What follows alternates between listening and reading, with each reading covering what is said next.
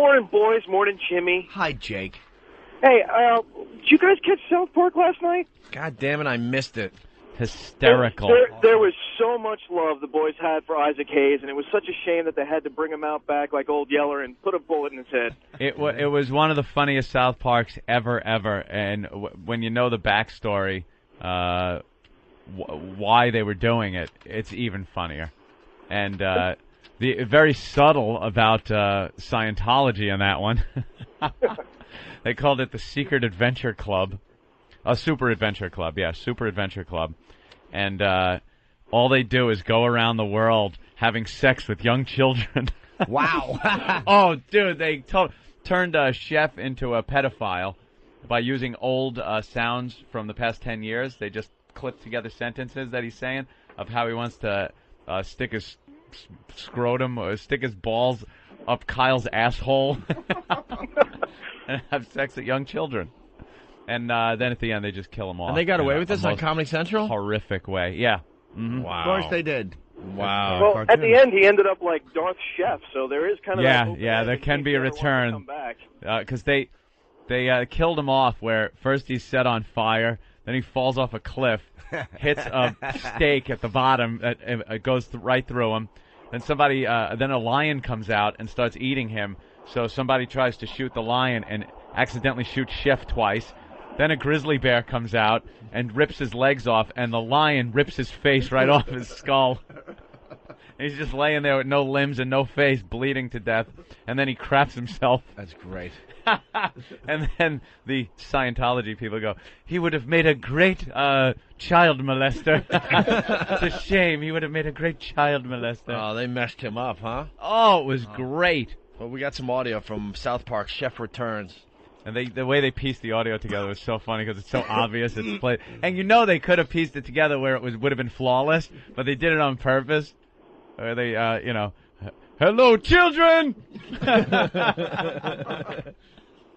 All right, thank you, Jake. All right, boys, thanks. Cool, yeah, so we got some audio from South Park. Chef's return. Well, they killed him off last night because of the controversy. Now they're saying in the paper that Chef or Isaac Hayes didn't want to quit. Didn't he say? Of course he didn't want to. He was forced to. But now they're saying that he had a stroke or something. Stop. And that it was some other guy from the Scientology thing there that sent out the press release. I'll release the statement for him. Where the heck is that? But we were just talking to him. Is this a happy RX for depression? What? No. Here it is right here. Page, Stop. 22. No, page 22. I'm not going to page 32. 22. I'm sorry, 32. I'm not going to 32. All right. I don't believe you. Is it really 32? Hepburn Galda Sue. No idea. Where the hell is it? Actually, I think it's in the Post. Eric, why don't you help find something before you get your fingers broken? All right, here it is. Chef needs a job. Isaac Hayes may not have quit South Park at all, or at least not willingly. Turns out Hayes has been away from Comedy Central's hit show for the past 3 months because he had a stroke. According to Fox News... 3 months? Wait, when did we have him on?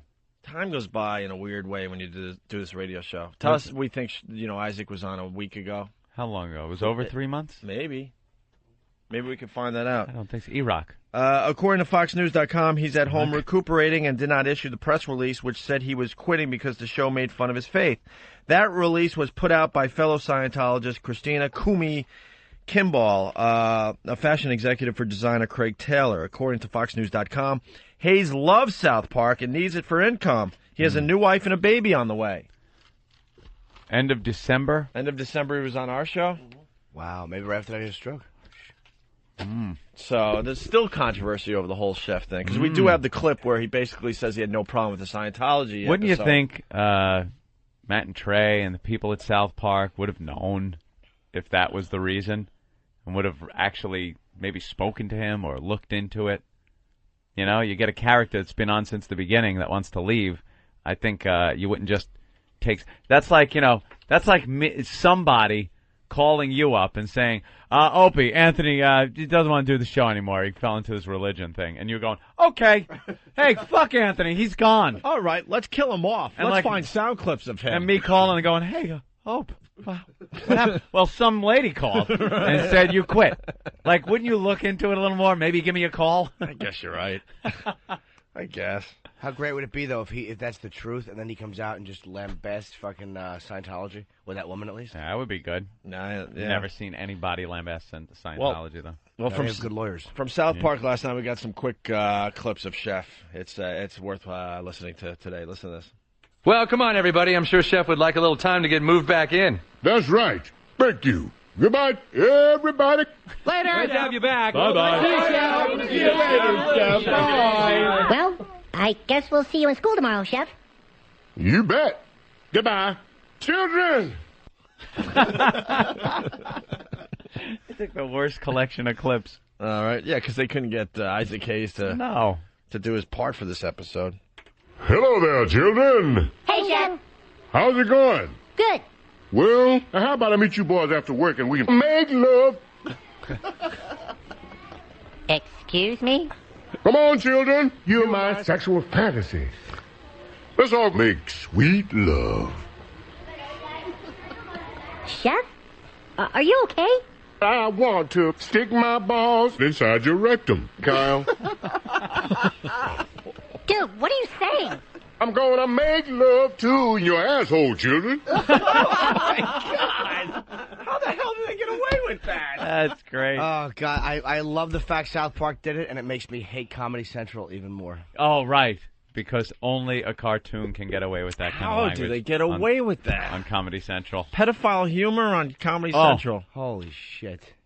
Yeah, and they should let them get away with that. That's exactly, that is fantastic that they let them do that. Wow. I love that. They must have been roaring laughing making this. You know, when you have somebody you want to turn the screws on and you have the opportunity to do it like that, turn his character into a kid toucher, they go right for the jugular, man. I love those guys, Matt and Trey. Yeah. They don't give a fuck. I love it. I love it. Here's more audio from last night's episode. Hello there, children. Chef, the police are asking questions about you. Oh, really? Well, let's all go home and make love. No, Chef, we don't want to make love to you. Kitty, how would you like to sodomize my black ass? Chef, you need to get out of here before you get arrested, all right? I specializes in your asshole, Kyle. Oh, my God. That's unbelievable. We have a clip here. The Super Adventure Club describes their mission. Right. So this is instead of saying Scientology. Yeah, instead of Scientology, it was the Super Adventure Club. And strangely enough, it was an adventurers club. It was the Adventurers Club from Disney, which is kind of like what I want to turn my office into. I saw it last night, and now they ruined the whole idea for me. Why? That should have made it better. It was really good because they actually had some of the stuff that is in the Adventurers Club at Disney animated in the background. The statues and various artifacts that are in there. Yeah. So apparently they'd been there a few times. Hi. Our friend joined your club a while back, and now he wants to molest kids. What? Well, yes, of course. That's what the Super Adventure Club does. Huh? We travel the world and have sex with children. Yes, what else would we do? Well, we thought you went exploring and, like, hunting and stuff. No, that's the Adventure Club. We're the Super Adventure Club. Next week, we will be heading to the outer banks of the Amazon, where we will make camp and have sex with children of the Ugani tribe. Then it's off to the mighty Himalayas, where we will climb K2 and molest several Tibetan children on the east summit. Dude! I know, but it gets even better. From there, we will kayak to the fruitful banks of the Mili River in Africa, where the secret and mysterious Hanini people have children who have never seen a white man's erect penis. Of course, we're always looking for kids to have sex with on the plane rides over to these places. So how would you all like to join the Super Adventure Club? Are you kidding me? Fantastic. And you can't say fart on regular radio anymore? Yeah. Fantastic. This country stinks. Yep. This is such a great And they get away with it because technically it's a cable channel, right? Yeah. No, they're always allowed to do it. Yeah, it's just that most of them are politically correct cowards. But yeah, they're allowed to. But this is how. Well, maybe I shouldn't get into this because we're taking advantage of the loopholes. Not regulated. It's just silly to me because if this same episode was, let's say, on NBC, CBS, or something, never. Holy crap, all hell would break loose. Cry. But on your same TV, I don't give a shit, but just about all of America has cable now. You go a little further up the dial to, quote, a cable channel, and then it's okay? Technically, you don't have to have cable. You can buy a TV and it won't have cable. I guess that's their argument. I know, but You it's have to it's have just so regular. ridiculous. The rules they set. Yeah. It's so ridiculous. I love that they just took a half hour of their programming and turned it into a personal vendetta against Scientology. And you know what? Don't get me wrong. This shit, like Jimmy said, should be on TV. Absolutely. Oh, yeah. Absolutely. Yeah. But all that hell that broke loose because of Janet Jackson's boob for a quarter of a second or what have you. Yep. This aired last night, and yeah, for some reason, South Park really gets away with... Because even cable channels take heat for content, They get complaints and everything, but South Park, for some reason, they've just left alone. I wouldn't mind it as much if I didn't have a 25-year-old fucking college graduate standards and practices person telling me that you can't make domestic violence jokes. what happened? Oh, when I was doing the famous story on your CD. No. This is we had to do on an Act 4 for Tough Crowd one time. We had to do and people have to understand that when Comedy Central and all these networks, most Act 4s were done into camera, so that had to be run by practices and standards. You have to submit that just to make sure you weren't doing product trashing or things that they were tied into. And one of the ones we did, I forget what it was about. It was about make your own movie or some shit like that. So I wrote, it was a 30-second blurb about a cop buddy movie between Muhammad and Jesus as two cop buddies, like Lethal Weapon. And one of the lines had something to do with domestic violence and how they get called to a call and Muhammad would arrest the husband for not beating his wife properly, blah, blah, blah. And then they said, you can't do that because it's domestic violence. You can't talk about domestic violence. And I'm like, but it's about anti-domestic violence, about how Islam treats women. Right. And they're like, wow, and I had to go over, of course, the 25-year-old pukey college girl standard and practices head to somebody higher than her who finally approved it. We really had to fight for that one. Yeah, it's like, don't you get it? It's not about domestic violence. It's not about beating. It's about the fact that the Muslim religion, that was the joke. Of course, that they're beating their women, and the comedy there is the fact that he's being arrested for not beating his woman. But do you understand how like you get caught in a moment like this, where I love the fact that Matt and Trey do this. This is exactly what you should do, and then you remember your own experiences, and you want to just grab somebody and bite their fucking nose off. Mm-hmm. It's like bittersweet. It's like I'm happy for them to do this, but And stuff like that doesn't ruin comedy, oh, dude, it's like Jesus. You're a comedy network. Do you have to? Right. You should give everyone this kind of content freedom. Yep. Not just black performers and cartoons. Comedy, You know why? Comedy goes to some dark places, and these course. people don't understand that. They just want happy comedy. And they think it's just going to be, crude dick joke and stuff. This was done very creatively and very clever and really funny. The veiled Scientology explanation and everything is just great. This is what comedy to me is supposed to be. Even though I'm not a South Park fan, when you're striking back, and they did it much better than I would have done it out of anger and just been an asshole and not been as fun. This is just, what a great slice to the throat this is. Oh, yeah. And no one can do anything about it. You got to sit there and take it. They're talking about you and you know it, but there's nothing you can do about It's like, we hate this organization. What's the worst way we can portray them? As pedophiles. No It's kidding. hysterical. Well, here's the they go right for the kid toucher. Here's the history of the Super Adventure Club. I'm now going to tell you the secret of the Super Adventure Club. We don't want to hear it. You see, the Super Adventure Club was founded by the greatest explorer of all time, William P. Phineas. Phineas climbed the highest peaks, tamed the mightiest rivers. But every time he got somewhere, he realized that other explorers had beat him to it. Phineas was depressed until he realized that if he couldn't be the first to discover places, he could be the first to have sex with the native children that inhabited those areas. Phineas quickly went down in history books as the first man to have sex with the Aborigine children at Uluru, and the first explorer to bugger all the underage mountain folk of Nepal. But now the most wonderful part. You see, after having sex with all those children, Phineas realized that molesting all those kids had made him immortal. Immortal. He discovered that children have things called marlocks in their bodies. And when an adult has sex with a child, the marlocks implode, feeding the adult's receptor cavity with energy that causes immortality, so saith the ruler of Bethos. Phineas traveled the world, loving many, many children, and he lived for eternity until he was hit by a train in 1892. Do you realize how retarded that sounds?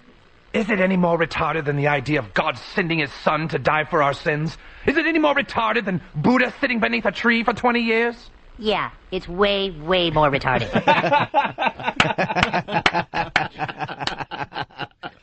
Wow.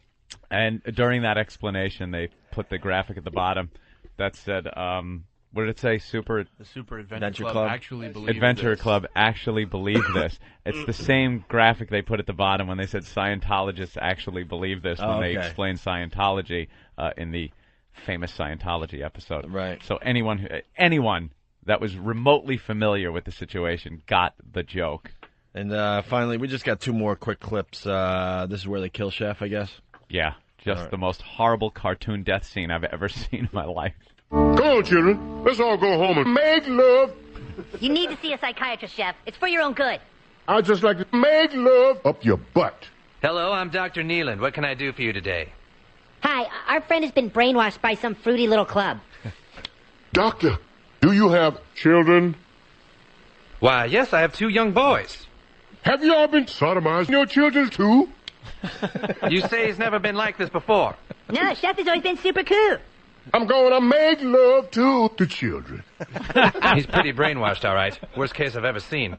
That's great. That's great. Yeah, that's when they took him to the shrink. Oh, okay. Trying to fix him up. That's actually another clip that wasn't labeled here. All right, this is where they kill Chef, I believe. Oh, my God. They killed Chef. You bastards! You bastards! Pity. He would have made an excellent child molester.